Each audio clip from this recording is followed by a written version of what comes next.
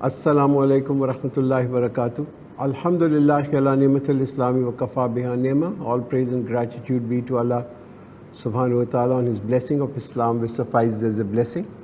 I'd like to welcome you. We are at the 20th para. We're beginning 20th para today, and we were doing Surah An-Naml. We had completed up to ayat number 59, and inshallah today we'll begin with ayat number 60 of Surah Naml. We'll complete this. Naml, as I had mentioned last time, it means an ant, and there's a whole story about this, Hazrat Suleiman and the story of the ant, which we saw last time. Now today we're going to be looking at some of these ayahs which are going to raise some very simple questions. And these questions are on oneness of Allah, oneness of God and His creative power. And the question that is that, look, you see all these creativity and you creative things around you, so how can there be a God besides Allah? So we'll see those ayahs and then we'll move forward. So, A'udhu billahi minash shaitanir rajim, Bismillahir Rahmanir Rahim. Amman khalaqas samawati wal arda wa anzala lakum minas samai ma'a fa'ambatna bihi hadaiqa zatal bahja ma kana lakum an tumbitu shajaraha a ilahum ma'allah bal hum qawmum ya'dilun. In the name of Allah, the most beneficent, the most merciful, or the one who creates the heavens and the earth and then sends down for you water from the sky and then be caused to grow with it blooming gardens, is it not within your ability to grow their trees? Is there any God along with Allah? But they are people who are deviating. Now this ayah, the part of this ayah, Ilahu ma'allah, this keeps repeating. The Quran will keep asking you this question, is there a God along with Allah? And forcing people to actually answer. Now what we see over here is Quran talks about that if you do not accept this to be a work of Allah, then say who is creating all this? The heavens and the earth and the water that is coming down from the sky, the rain that falls down, the whole water cycle. Clearly no man has either the capacity or the knowledge just to even grow simple things. Well, what we can at best do is probably prepare the ground, right? We can just prepare the ground, but then rest everything is really dependent on Allah. So if human beings, and we know we are the best of the creation, we are the most clever and intelligent, if we cannot grow one flower or even one blade of glass, then who else besides us can do that? Certainly no deity can do this. No deity better than human beings, right? So think about a plant. Think about growing a plant from the seed to the soil, from the wind to the water. Everything has to be just right. Everything has to play its role in order for that plant to grow. Any excess, any reduction is going to cause death to that tree or to that plant. So if anyone is a partner to Allah in His power, in His creativity, if no one can be a partner to Allah in His creativity, then why should we really associate anyone or any deity in obedience of Him, of the deity? Or the one who has made the earth a place to settle and made rivers amongst it, and placed on it mountains, and made a barrier between two seas. Is there a God along with Allah? But most of them do not have knowledge. Now you think about this earth and you see how firm this earth is. The earth that we sit on, the earth that we walk on, there's no motion, there's no vibration. We make these huge buildings on this earth, despite the fact that this earth is not just rotating, but it's also revolving. Now what we see about people is that we have this tendency that we get impressed with numbers, we get impressed with laws. And we get impressed by people who just uncover these laws. Yet we remain unimpressed with the creator of these laws. Now, obviously, we give Einstein and we give Newton their due shares, and we give all the scientists their due shares who discover these laws. But we also need to give the due share to Allah where it is due, right? It doesn't take us long to do shukr for all these things that Allah has provided for us. And once we do shukr, it's going to correct what? It's going to correct our frame of mind. Who responds to the distress when he calls upon Him and relieves the suffering? And who makes you successor in the earth? Is there any God with Allah? But little do they reflect. So like I said, this ayat keeps getting repeated. Is there any God with Allah? Forcing us to answer this question. And we see this many times when we experience distress, and all of us go through a period in life when we are distressed. And in that time, we experience there are no helpers for us. When we are in a state of distress, there are no help for us. And when there is help, sometimes that help doesn't really benefit. Now you have some kind of a pain and you take the pain medicine, you administer the pain medicine, it doesn't provide relief to you. What do? I mean, it's just, there's nothing that you can do in such a situation. It's only Allah that you can actually rely upon. And how do you rely upon Allah? By praying to Allah, asking Him for help. But when you ask Allah, you must ask Allah with strong belief, with a strong yaqeen. And do not ever underestimate the power of dua. Dua is one of the most powerful of the medicines that is there. Now, if you or someone else is worried, the first advice that you should give to such people is, if someone asks you, I'm in a state of distress, you must ask them, you must do dua first. Because dua is really a weapon for a moment. And then there are times when the dua is accepted, like after the azan, when the azan is finished, that's a good time to do a dua on a Friday, particularly after when the khutbah is there, in between these two khutbahs. Then the last portion of the night, I think that's again a great time to do a dua. Then when you undertake a journey, these are the good times when you do a dua, Allah accepts them. So make full use of these times, these special, times when the dua is accepted. And then ask Allah yourself. The real thing about dua is acceptance of a dua is sincerity, that you ask Allah with sincerity. Now, one person asking Allah sincerely is much better than a million people asking Allah without really knowing what they're asking, or without having any faith or having any sincerity or any feeling. So when you are sincere and when you ask Allah deeply with your heart, Allah will respond to your prayers. Or who guides you in utter darkness or of the land and the sea, and who sends the wind bearing good news before His mercy? Is there any God along with Allah? Exalted is Allah above what they associate. So even with the most advanced technologies, even still today, we use stars as a reference point for our guidance. Or who originates creation, then reproduces it, and who gives you provision from the sky and the earth?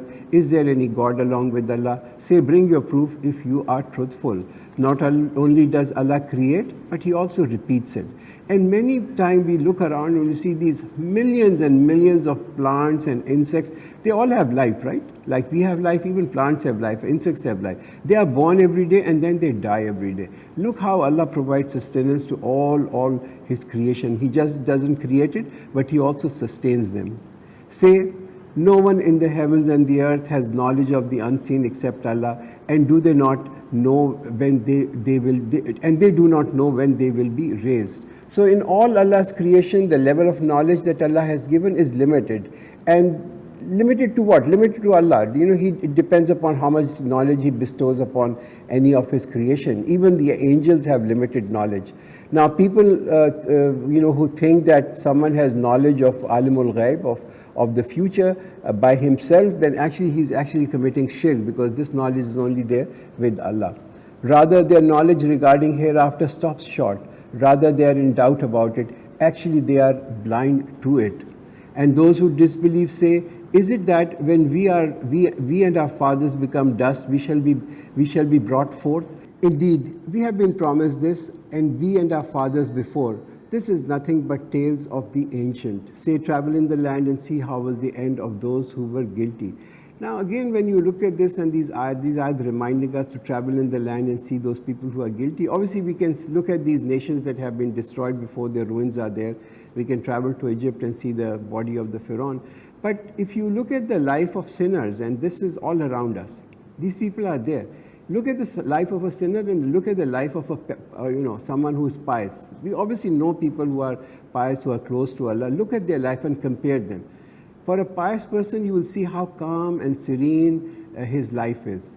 There's an inward peace. And when you read the biographies of people like Marilyn Monroe or Elvis or Rock Hudson, and you see outward huge glamour, tremendous glamour, as if they're having a great fun in their life. But internally, when you look at their lives and you read their biography, you find there's no peace in their life. There's only depression, only drugs, only broken homes. Because why? Because aman only comes from iman. Peace only comes from iman.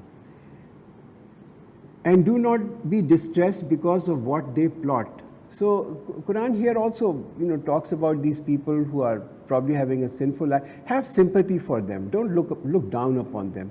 If they lead a sinful life, sometimes people say, good, they are leading a sinful life and they are living a miserable life and they've had AIDS and all that. Well, that's not the right attitude. Certainly not the right attitude, because we need to be concerned about such people. They say, when shall this promise come to pass if you are truthful? Now, this question is not a question, neither it's a statement. It's a very skeptical attitude that's being displayed over here. Why do they ask that if they have no belief, that when will this promise come to? One is, maybe the reason is that there may be a fear lurking inside them that this promise could actually be true, and so therefore asking this in a form of a question. Say maybe that a part of what you hasten on is close behind you. So sometimes Allah also gives azab during lifetime of people. These are small azabs that keep descending on people, and the purpose of this is just to wake them up and to shake them up. And surely your Lord is bountiful for mankind, but most people are not grateful. So Allah forgives and gives people a chance, and He has given all of us a chance, and this chance, as long as we are alive, is to change our lifestyle, to change our priorities and do things that would please Him. Surely your Lord knows for sure what their hearts conceal and what they reveal. Now, if there is a talab of hidayat, if there is a need for hidayat somewhere inside the heart, Allah will always give guidance to such people. We need that spark. That spark is needed. Hence, by looking at the apparent condition of anyone, we cannot afford to be judgmental about such people. That such and such will never change. We don't know. Such and such may have actually changed internally. We may be looking at the outward form. We don't know the conditions of the hearts of the people, how close anyone is to Allah. Allah is the knower, and He knows all our intentions. There is nothing hidden in the heavens and the earth that is not recorded in the manifest book. So everything is recorded in a manifest book, and that is there. This is, probably 1441 years ago. People may have found this to be kind of unbelievable, of how everything can be recorded into a book. Today we record everything. I mean, people have cameras around their house which are 24/7 recording everything that's going around. So that's something that is there. This is something which is something not very magical any longer. Surely this Quran narrates to Bani Israel most of what they differ in. So different groups, in Bani Israel there have been lots of sects that were there. There were lots of groups that were created, and each of this group was at each other's throat. They were fiercely, against each other. So if what Quran is doing is, Quran is actually inviting them, that if they were to come to Quran would unite them and take away the differences that are there within Bani Israel. There were 12 tribes of Bani Israel, and then there are many other firqas among them. Now, for a moment, those who bring Iman on this book, it is a book of guidance, it's a book for gathering people together, and it's a book for rahmat.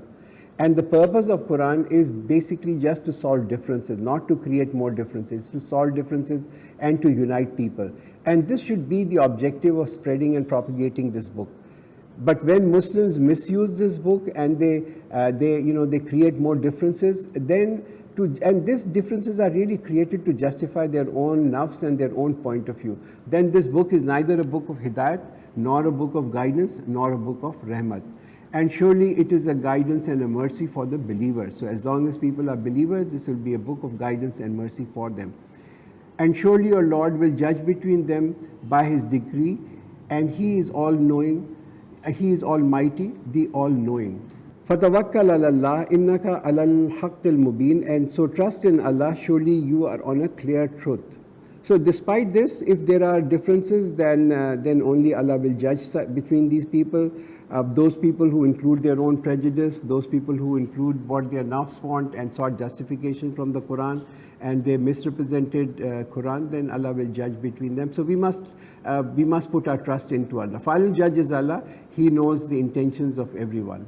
Surely you cannot make a dead to hear, nor can you make a deaf to hear your call when they turn their back in retreat. So those who have neither the inclination, nor the desire, nor the intention to seek the truth or the guidance, then for them, certainly this book will not be a book of guidance for them. Now, this ayat is also kind of a consolation for our Prophet ﷺ, that there is nothing wrong in your conveying the message. If people are not turning back, it's because they have chosen to become deaf to this. They are not hearing the call, and they are turning back. They are turning their back in retreat to the truth. Nor can you show the right path to the blind against their wandering astray. You cannot make anyone listen except the one who believes in our revelations. So they submit themselves. When the word will come to fall upon them, we will bring forth for them an animal from the earth who will speak to them, because people did not believe in our revelation. So one of the signs of Qiyamah, the day of judgment approaching, is one, we know that the sun will rise from the west, and then a creature will also emerge from this earth, and that creature will actually speak with people, and that's one more sign of Qiyamah being close. And on the day when we will gather from every nation a group of those who used to reject our verses, and they will be arranged in groups. Now, people will be arranged in groups, and groups will be created, and they will be questioned on what was the reason why they did not believe. That's the question that they will be asked. Now, there are different levels of rejections. People reject in different way. First is someone who's not believing, completely not believing, someone who's not accepting that Quran is a word of Allah, or not accepting, not accepting but not following. The people sometimes accept that this is a kalam of Allah, but they're not following. Or there are some people who do not give due importance to this book. So there are different versions that are there in which people can reject the verses. It can be outwardly rejecting, it can be accepting without actually following, or it could be rejecting in form of not giving it due importance. So these groups would be there.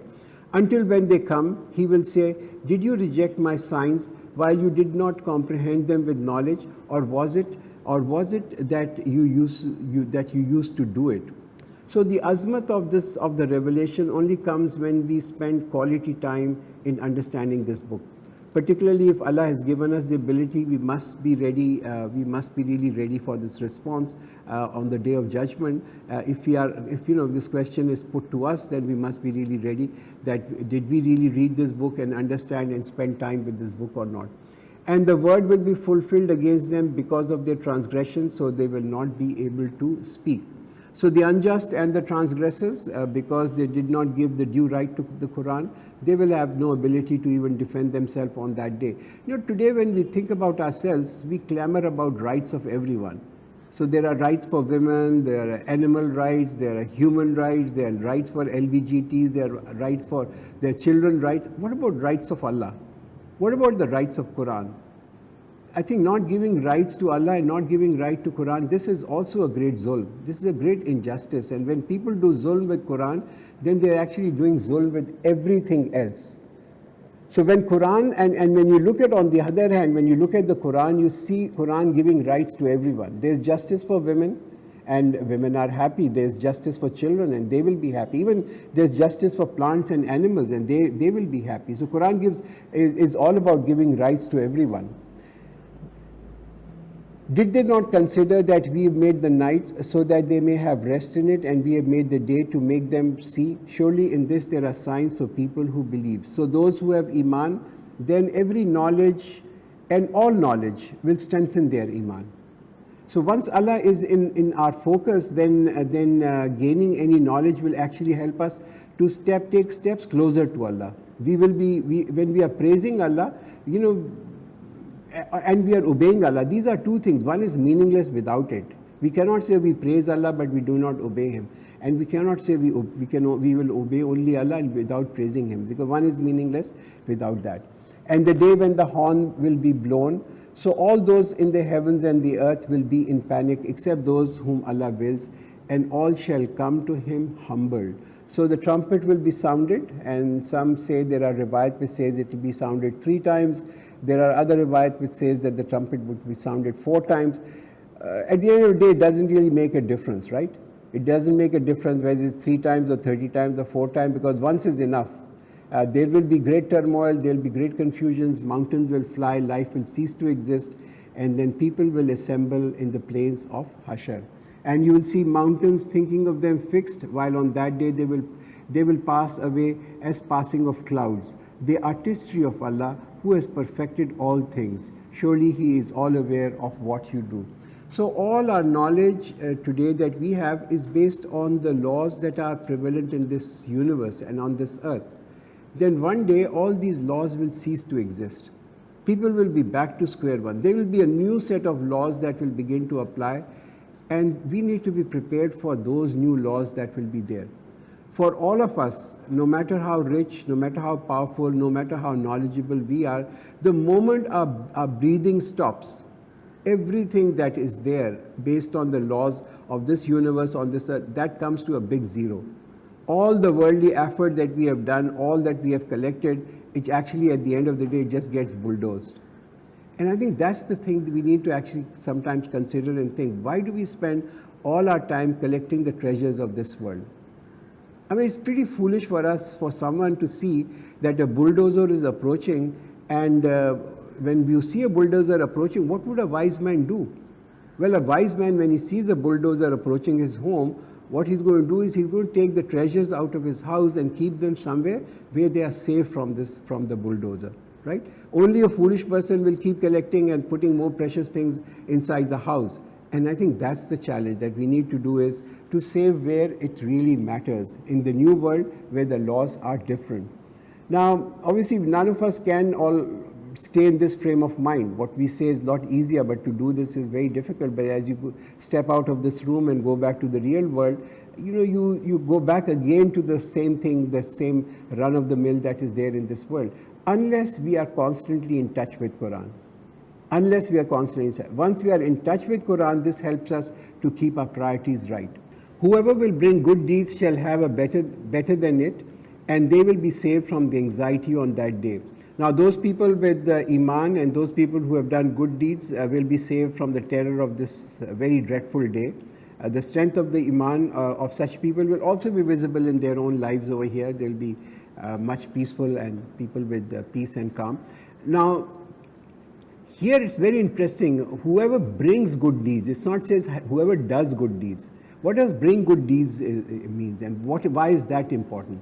The first and the foremost thing that we need to keep in mind is that it's not just about doing good deeds, but it's also about protecting them, that we are able to bring those good deeds. They are still there on the day when we really need them. Those deeds that the good deeds that we have done, that don't get destroyed in this life. And that's a real challenge. It's a lot easier to do good deeds, but a lot more difficult to protect them.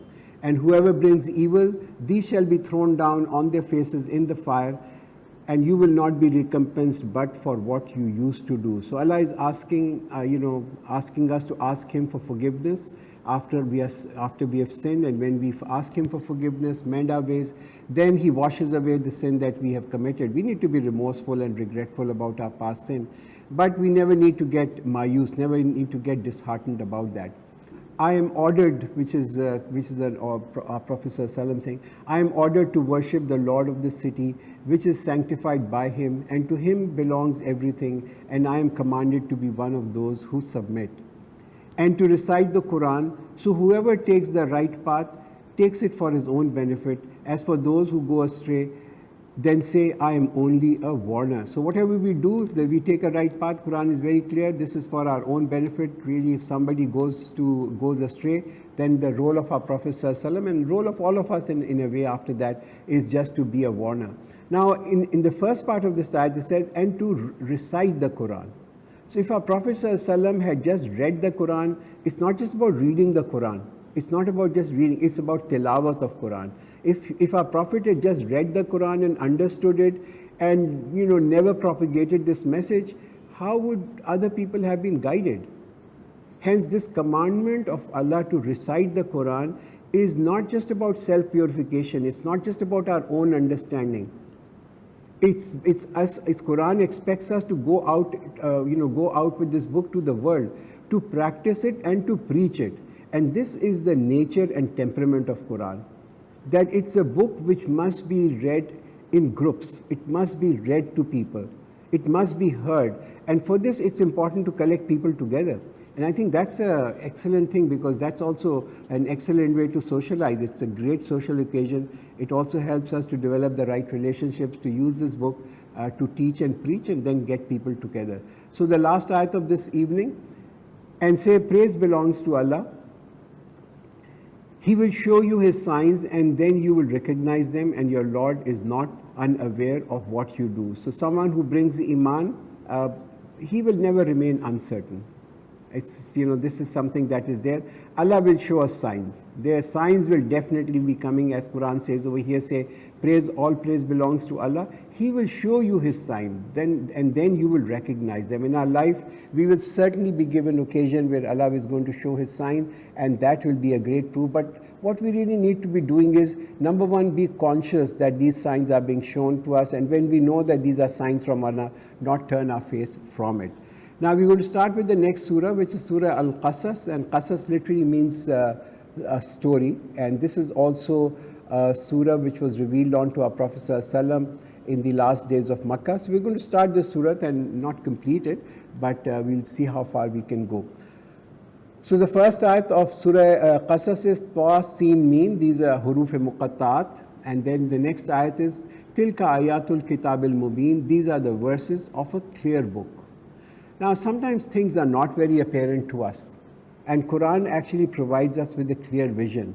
It shows us reality which may be hidden from us at this point in time. So therefore, we shouldn't really pass judgment, but we need to actually look at every event in the light of Quran. Even success and failure should be measured in the light of Quran. Now, this ayat is actually referring to the hijrat of our Prophet ﷺ, because this, like I said, Surah Qasas was revealed in the very, very last days of our Prophet ﷺ in Makkah. And here we look at our Prophet ﷺ now doing a hijrat from Makkah to Medina, and apparently it seemed like a failure of Islam. For somebody who was living in Makkah, this was like that they ran away from here. It was a failure of Islam. It seems as if the message it really couldn't be propagated, and as a result, these people have left from here in secret, and this message is going to die away. But history proved itself to be otherwise, and that's why Quran says that these are verses of a clear book, because it tells you a different, gives you a different flavor and different spins to various events. We recite to you a part of the story of Moses and Pharaoh with truth for a people who believe. So signs for our Prophet ﷺ, again the story coming in after Quran, telling us that this is a clear book, a sign for our Prophet that he will also be returning back to his country in the state, of strength. He may be leaving this country today in a state of weakness, but he is going to return back. And then that's the reason why the story of Hazrat Musa alayhi salam and Pharaoh comes in over here as a consolation. This whole story is narrated over here that Hazrat Musa alayhi salam was also forced to leave Egypt in a state of great weakness, and then he returned back. Indeed, Pharaoh had become high-handed in the land and had divided its people into different groups, weakening one group from the other, slaughtering their sons and keeping their women alive. Indeed, he was one of the mischief makers. Now here, Pharaoh and any tyrant ruler, he would use these tactics. Two traits of this tyrant ruler being described over here. First, they're going to do this divide and rule. Make one group fight with the other, and then oppress some of them, not all, oppress a few group, some of them, and this brings fear in the rest of the population. They will take away the self-respect of people and they will look at the strong people over there and oppress them and suppress them, so that no leadership can emerge from these people. And then people start to feel this identity crisis. They feel that we are really slaves, we are not worth it, our rulers are better than us. And then also keeping people in a state of poverty and keep them ill-educated, treat them, ill-treat them. And the hope over there for people is that only those people will rise who have the karam of the rulers. So they'll make these people, they will say, where the power lies. While we intended to favor those who were held as weak in the land and to make them leaders and make them inheritors. So this is a favor of Bani Israel, and the great favor, Quran says, while we intended to favor those. And what was the greatest favor that Allah did to Bani Israel was to give them a strong leader, and that leader was in form of Hazrat Musa alayhi salam and Hazrat Harun alayhi salam. and give them power in the land, and show Pharaoh and Haman and their armies the very thing they were afraid of. We inspired the mother of Moses, saying, Suckle him, then when you fear about him, cast him in the river, and do not fear, and do not grieve. Surely we are going to bring him back to you, and appoint him one of our messengers. So this wahi inspiration that was given to the mother of Hazrat Musa alayhi salam, how this inspiration was given, then it must be a thought or a process or something that came onto our heart. Like Quran also in Surah Naml said that Allah inspired the bees. So bees were also inspired in certain ways as the mother of Hazrat Musa alayhi salam. And it said that when you fear, just put him inside in the river in a basket, and do not fear and do not grieve. So the family of Pharaoh picked him up, so that he became for them an enemy and a source of grief. Indeed, Pharaoh and Haman and their armies were ever sinning. So the Pharaoh's family, they found Hazrat Musa alayhi salam floating in a basket, and the wife of Pharaoh, she actually picked him up. Eventually, Hazrat Musa alayhi salam would become a source of great sorrow and grief for them. And the wife of Pharaoh said, He may be a delight of eyes for me and you. Do not kill him. Hopefully he will be of benefit to us, or we will adopt him as a son. And they were not aware. So Pharaoh probably didn't have any children, so the wife of Pharaoh thought that we can probably adopt this infant and make him our son, or maybe he can become useful for us. Hazrat Musa alayhi salam, it is said, when he was a small baby, he was a very adorable baby. People always developed a great liking for him, and as we can see, he suddenly found himself in the heart of the wife of the Pharaoh. And the heart of the mother of Moses became void. Indeed, she was about to disclose this, had we not strengthened her heart to remain among those who have firm belief. So this is there. I mean, this is a natural thing. The wife of Hazrat Musa alayhi salam, she must have felt putting a small infant in a basket and putting him inside the river Nile over there. She would have a worry for Hazrat Musa alayhi salam, because this love of child is deep inside the heart of a mother. And she said to his sister, keep track of him. So she watched him from a distance while they were not aware. So she said, while this basket is floating in River Nile, just keep walking along with it and watch where it goes, where it, who picks him up. So she silently watches, and she sees from a distance, she sees Pharaoh's wife finding Hazrat Musa alayhi salam in the river. And we had already barred him from accepting any suckling woman. So she said, shall I inform you of a family who will rear him, and they will be benevolent to him. So Hazrat Musa alayhi salam now being taken in the palace of Pharaoh, and there he must have created a real racket over there, screaming and howling, not accepting milk of anyone. And then the sister walks in over there and gives a suggestion, and that suggestion was accepted by the wife of the Pharaoh. Thus we brought him back to his mother, so that her eyes may have comfort, and she may not grieve, so that she might know that Allah's promise is true, but most of them do not know. So at the end of the whole story, the baby gets united, as Musa alayhi salam, as a baby get united with his mother, which is what Allah had promised. And now on top of that, the cherry on the cake is now that Hazrat Musa's mother, she's also getting paid to look after her own child. And when he reached his maturity and became fully grown, we gave him wisdom and knowledge, and this is how we reward those who do good. So Hazrat Musa alayhi salam received free education, the best education that was there in Egypt. He was trained in the palace, and then he had the great tarbiyat because his mother was always around him. Once he entered the city at a time when its people were heedless, so he found in it two men fighting each other. This one was from his own group, and the other one from his enemies. So the one from his own group called him for help against the one who was from his enemies. So Musa gave him a blow with his fist and finished him off. Then he said, this is the work of a devil. He is an enemy openly misleading. So Hazrat Musa alayhi salam lived in the palace, it said about maybe 40 to 45 years. He became the commander of the army. He was a great general over there, but he was not happy with the palace life. So one day he comes to the city, and then he commits this unintentional murder that over there. Now the real issue is not just the murder. The real issue is that he took a side without actually confirming. He took the side of a man who was from Bani Israel, from his own party. He said, which means Hazrat Musa alayhi salam now asked for forgiveness. Oh my Lord, I have wronged myself, so forgive me. So he forgave.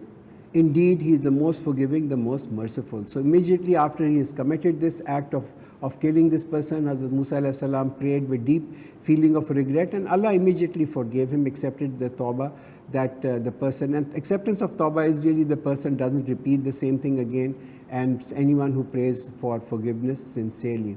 He said, "O my Lord, because you have bestowed favor on me, I will never be the supporter of sinners." So Hazrat Musa alayhi salam now making a promise to Allah. He accepted his mistake that he incorrectly sided because of his racial bias with Bani Israel. This was an unpleasant incident, no doubt. I mean, it was a terrible incident, but it had great consequences because it led Hazrat Musa alayhi salam to travel from Egypt to Madian. He wouldn't have left for Madian other than this reason. And we must understand everything is part of Allah's plan. This was part of Allah's plan also. Then next morning he was fearful in the city, which means next morning, which was Hazrat Musa alayhi salam was fearful in the city, vigilant, when behold he who had appealed to him the other day cried out to him for help. Musa said to him, "You are surely a clear troublemaker." So this is the wisdom of Hazrat Musa alayhi salam. He recognized that this man is actually really the one who is a troublemaker, and he didn't want to commit the same mistake of siding with him again, and he was vigilant on his part. Thereafter, when he intended to grasp at one who was an enemy to both of them, he, which means the person from Bani Israel, the Israelite, said, "O Moses, do you want to kill me as you killed a person yesterday? Your intention is only to become a tyrant in the land, and you do not intend to be one of the peacemakers." And there came a man running from the farthest part of the city. He said, "The chiefs are consulting to kill you. So depart, surely I am your well-wisher." So some man comes in and he says, "I am your well-wisher." He tells Hazrat Musa alayhi salam, "You must run away, you must go away from the city because the chiefs over here, the Pharaoh is consulting to kill you." So he went out of it fearing. He said, "O my Lord, deliver me from the cruel people." So Hazrat Musa alayhi salam immediately left the city. He left Egypt to Madian, and Madian is nearly about 1,000 kilometers from Egypt. You have to cross the entire Sinai Peninsula to reach Madian. When he set out towards Madian, he said, "I hope my Lord will guide me to the straight path." And when he arrived at the waters of Madian, he found a large number of people watering their animals, and found besides them 2 women keeping themselves aloof. He said, "What is the matter with you?" They said, "We cannot water our animals until these shepherds take their animal back after watering them, and our father is a very old man." فَسَقَى لَهُمَا ثُمَّ تَوَلَّى إِلَى الظِّلِّ فَقَالَ رَبِّ إِنِّي لِمَا أَنزَلْتَ إِلَيَّ مِنْ خَيْرٍ فَقِيرٌ. So he watered their flock for them. Then he turned to the shade and said, it's a beautiful dua, we must actually remember this dua. And he said, "My Lord, I am indeed of whatever good you send down on me." So this part of this Qala Rabbi inni lima anzalta ilayya min khairin faqir, it's a beautiful dua. My Lord, I am indeed in need of whatever good you send to me. So Hazrat Musa alayhi salam, he did this task for them. He was a man of great courtesy and great etiquettes, and then he didn't ask them for any reward, and he just prayed to Allah. And this is his prayer recorded over here. Then one of the 2 women came to him walking shyly. She said, "My father is calling you so that he may give you a reward for watering our animals." So when he came to him and narrated the whole story, the father said, "Do not fear, you have escaped the wrongdoing people." So now the first part of this ayat, and then one of the women came to him walking shyly. This is a special quality or special traits of women being described over here, one of the women being described over here, and that's the trait of haya, the trait of modesty. And this is part of fitrat of any woman, that they have more modesty and haya, and that's being displayed over here. Now this doesn't mean that they are underconfident. I think this haya should not be actually confused with underconfidence. There's no coy in their mannerism. There's a difference between haya and ada. There is a huge difference between these 2 things. What Islam guides us is the manner in which we deal with each other, how men and women need to deal with each other. There should be no vibes, there should be no interaction, all the interaction between men and women must be with confidence, with respect, and with self-respect. One of the 2 women said, dear father, hire him. The best man you can hire is someone who is strong and trustworthy. So two qualities being described by this girl over there. In one meeting, she was able to judge the personality of Hazrat Musa alayhi salam. That there is an amanat in the way he looks, and this is the haya of a man. That the way he looks, that's the haya of a man. And number two, she said that he's strong and trustworthy. These are the two qualities, strong and trustworthy, and she recommends to her father that the father should hire Hazrat Musa alayhi salam. He said, I wish to marry to you one of these two daughters of mine on a condition that you will act as my employee for 8 years. Then if you are complete 10 years, it will be on your own accord. And I do not want to put you in any trouble, and you will find me, inshallah, one of the righteous. So apparently this is the kind of a meher that the father set, or for the marriage of the girl, one of the girls, to Hazrat Musa alayhi salam. I mean, it's a kind of a tough meher to be an employee of your father-in-law for 8 years or 10 years. But nevertheless, Hazrat Musa alayhi salam accepted that. The father first and foremost recognizes that this man is pious, he's good. And so he proposes the marriage of one of his daughters. Now, again, you see another point emerging from here, and that point is there's nothing wrong for the girl or the girl's parent to propose to a man. We think that this is something which was below dignity. It isn't, certainly not below dignity. I mean, any woman can propose, or any parents of a girl can propose for any man. Like Hazrat Khatija Raziyallahu Anha, she proposed to our Prophet Sallallahu Alaihi Wasallam. He never proposed to her. She's the one who actually approached and proposed him. So there's nothing wrong in a proposal coming in from the girl's side. He said, this is done between me and you. Whichever of the two terms I fulfill, there shall be no excess against me, and Allah is a witness of what we are saying. So when Moses completed the term and set forth with his wife, he noticed the fire from the direction of Mount Tur. He said to his family, stay here, I've noticed a fire. Maybe I'll bring to you some information or an amber from the fire, so that you may warm yourselves. So now he undertakes the journey, and the return journey from Madian to coming back to Egypt, maybe after about 8 years or 10 years. On his return journey with his family, it's a dark, cold night, and in a distance in the Sinai Peninsula, close to Mount Tur, he noticed a fire. And this whole story is also there in the Bible. So there the Christians have built in a monastery over there, and that's called St. Catherine Monastery. If you ever go to Egypt, you need to keep yourself about a day or 2 days, and you can travel to Mount Sinai, and there's this whole monastery over there. They even have this bush. I'm not sure whether it's a true thing or not, but they have this bush which is which they call the burning bush, that they've kept in this monastery. So when he came to it, he was called from the right side of the valley in the blessed ground from the trees, saying, Moses, surely I am Allah, the Lord of the worlds.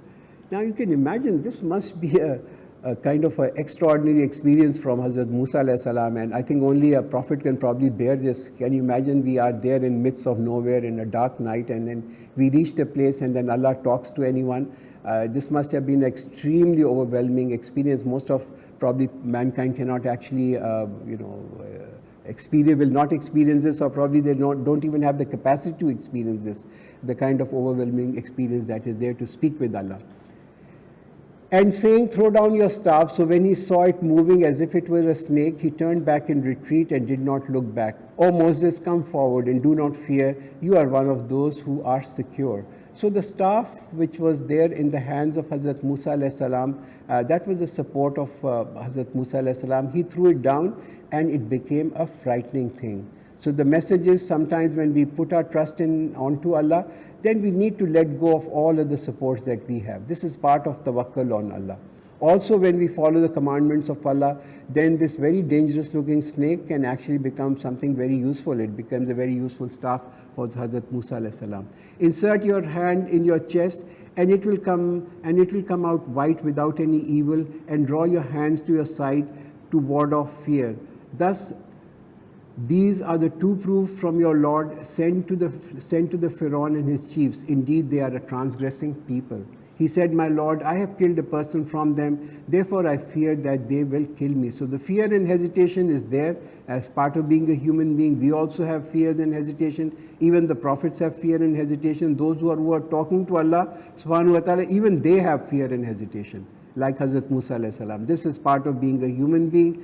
And what Hazrat Musa alayhi salam is saying over here is, my past is going to catch up with me. And this is a fear that all of us also have.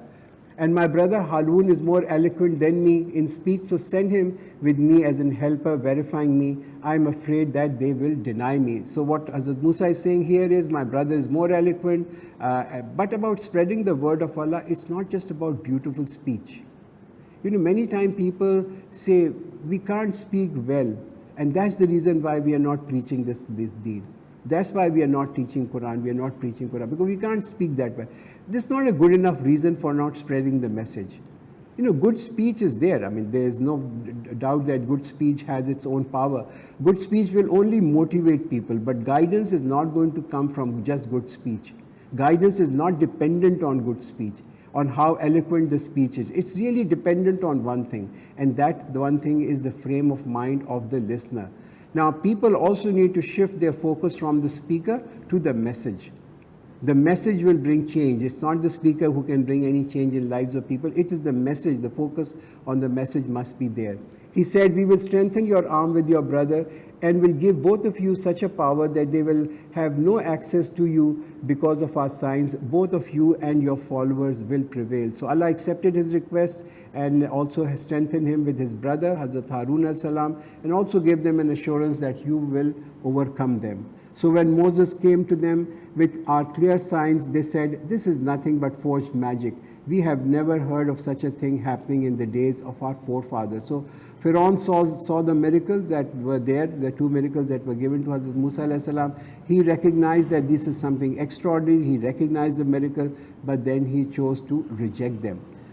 Moses said, my Lord is best aware of one who has brought guidance from him and whose end will be the best in the hereafter. It is certainly that the wrongdoers will not succeed. Now, look at the simple message of these messengers. Very simple, very plain message. Easy to understand the simplicity and openness of these messages. Now, you see, the more simple our message and the more open our message is, the more powerful that message is going to be, and the more lasting impact it's going to leave on people. And Pharaoh said, O chiefs, I do not recognize any God for you other than me. So, O Haman, bake some bricks for me and build me a lofty tower so that I may look upon the God of Moses. I deem him to be of the liars. Now, note the sarcastic attitude over there. This is what power does to people. Now, Pharaoh was powerful. He was the most powerful people of that time. And this power actually led to nothing but arrogance. Thus he and his armies showed arrogance in the land with no justifications and deemed that they would not be brought back to us. So due to pride, they felt that they were above accountability and that Allah would not hold them accountable, and they were very wrong over here. So we seized them and his armies and threw them into the sea. Look then how was the fate of the wrongdoers. So all this pride vanished. All the might of the Pharaoh and his armies and the Haman and his treasures, they vanished in no time. We made them leaders who called people towards fire, and on the day of judgment they will not be helped. So in this world, Allah punished them with water, drowning them, and the hereafter they will have the azab of the fire. And we made a curse to pursue them in this world, and on the day of judgment they will be among those dejected. So Pharaoh by itself, in this word is associated with nothing but arrogance and pride. The body of Pharaoh is also well preserved. If you go to Egypt, you can go to the museum and see Marimpet, the body of Pharaoh over there, so that people can take ibrat. And we gave Moses the book after we destroyed the earlier generation as an insight for people and a guidance and a mercy for those who may reflect. So with Pharaoh destroyed, after that Allah sent down instructions to Bani Israel and gave Hazrat Musa alayhi salam the book, and the book was Torah. And you were not there on the western side when we delegated the matter to Moses, nor were you among those who were present. So our Prophet ﷺ, reflecting on this, had no knowledge about this whole incident. The true story of which has, like I said, the story is also there in the Bible. It's been distorted a lot over there. So this is the real story that Allah reveals over here, and Prophet had no knowledge about this. And we raised up generations, and a long time passed over them, and you were not dwelling among the people of Madian, reciting our verses to them, but it was we who do send messengers. And you were not at the side of Tur when we called, but it is a mercy from your Lord, so that you may warn people to whom no warner has come before you, that they may pay heed. So the intelligent person is the one who takes ibrat from all these stories of pride and arrogance of the Pharaoh, and then corrects himself.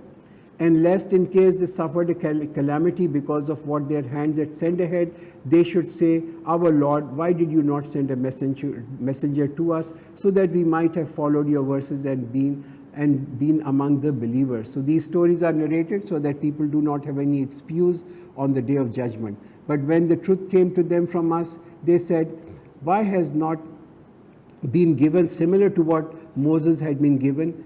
Is it not that they denied what Moses had been given before? They said two magics assisting each other, and they said, we disbelieve each one of them. So again, this, their demand that why our Prophet ﷺ was not given the same miracles as Hazrat Musa ﷺ was given.